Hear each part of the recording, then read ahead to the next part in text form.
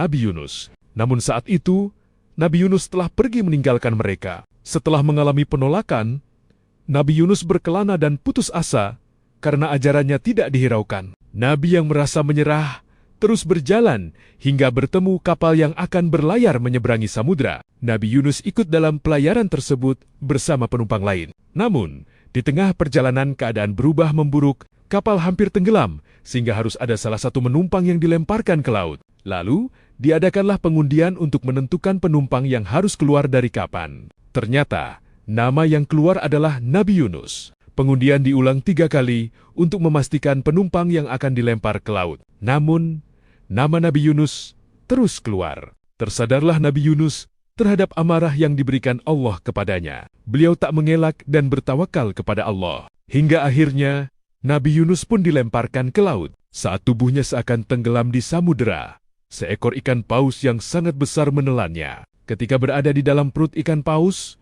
Nabi Yunus banyak berzikir dan berdoa kepada Allah, La ilaha illa anta subhanaka inni kuntum minadz zalimin.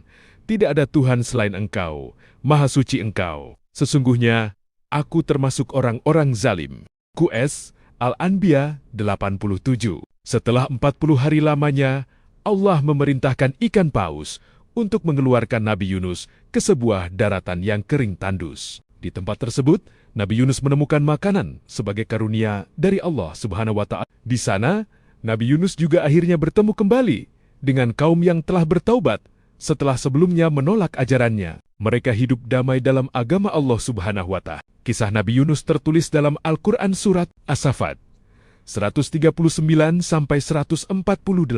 Artinya, sesungguhnya Yunus benar-benar salah seorang rasul. Ingatlah ketika ia lari meninggalkan kewajiban ke kapal yang penuh muatan. Kemudian, ia ikut berundi. Lalu dia termasuk orang-orang yang kalah dalam undian. Maka ia ditelan oleh ikan besar dalam keadaan tercela. Maka, kalau sekiranya dia tidak termasuk orang-orang yang banyak mengingat Allah, niscaya ia akan tetap tinggal di perut ikan itu sampai hari berbangkit. Kemudian kami lemparkan dia ke daerah yang tandus, sedangkan ia dalam keadaan sakit. Dan kami tumbuhkan untuk dia sebatang pohon dari jenis labu. Dan kami utus dia kepada 100.000 orang atau lebih. Lalu mereka beriman.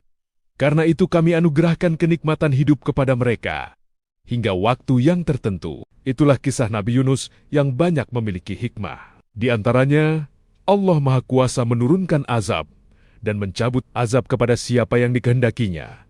Apakah mungkin zaman sekarang sudah kembali ke zaman itu? Wallahu a'lam bishawab. Selain itu, Allah juga Maha Pengampun kepada hambanya yang datang bertaubat.